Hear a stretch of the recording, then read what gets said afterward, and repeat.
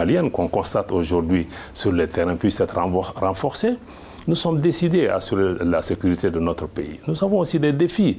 Le Mali, c'est un pays qui fait 1,2 million et quelques mille kilomètres carrés. Nous avons des défis en termes de vecteurs aériens, comment assurer notre couverture, comment avoir le maximum d'intelligence et de renseignements humains, mais aussi en utilisant des technologies comme les drones. Donc ce dont nous avons besoin, c'est que nos partenaires nous apportent ce qui nous manque. Aujourd'hui, on a des hommes qui peuvent être sur le terrain avec beaucoup de courage, qui se battent. Il y a quelques années, les forces maliennes qui étaient sur le terrain, on entendait chaque fois qu'ils étaient en retraite. Mais aujourd'hui, je crois que non seulement ils avancent, mais aussi ils portent des coups à l'ennemi.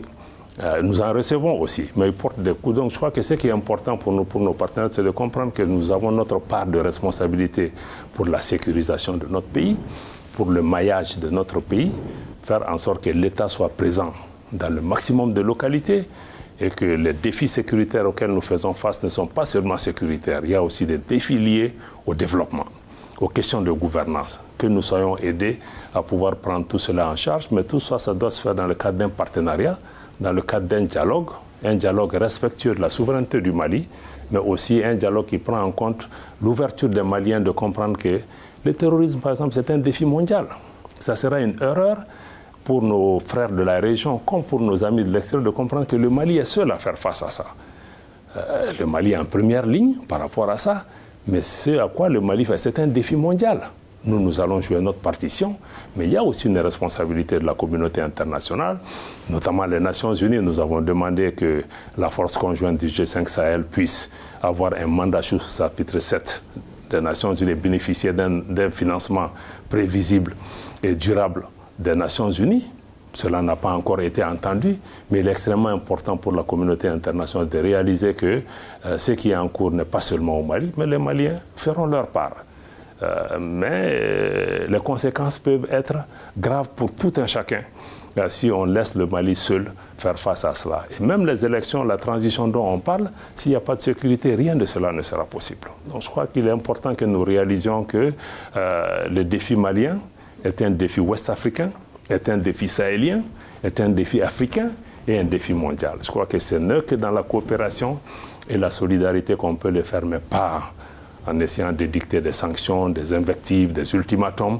Je ne pense pas que ça aide. Aujourd'hui, les Maliens ont besoin d'écoute, ils ont besoin de compréhension, ils ont besoin qu'on puisse marcher ensemble, parce que nous, on a été un moment un modèle de démocratie, on a trébuché aujourd'hui, mais il y a d'autres pays aussi qui font face aux mêmes défis. Donc comprenons, je crois que nous ne devons jamais être arrogants en appréciant la situation des autres pays. Soyons humbles. Comprenons que ce qui se passe au Mali peut se passer ailleurs. Comment on peut aider les Maliens à en sortir? Je crois que le défi aujourd'hui, c'est vraiment de travailler à une solution et non de jeter l'anathème sur qui que ce soit. Quelle est la capacité réelle du Mali à faire face à la menace terroriste après le retrait définitif des forces étrangères, notamment françaises?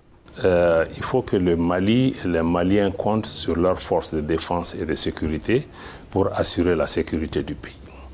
Il faut qu'au niveau politique, on puisse donner les moyens et les ressources nécessaires pour que ces forces de défense et de sécurité puissent assurer correctement leur mission. Je crois qu'il y a des efforts et des sacrifices importants qui sont consentis par rapport à cela.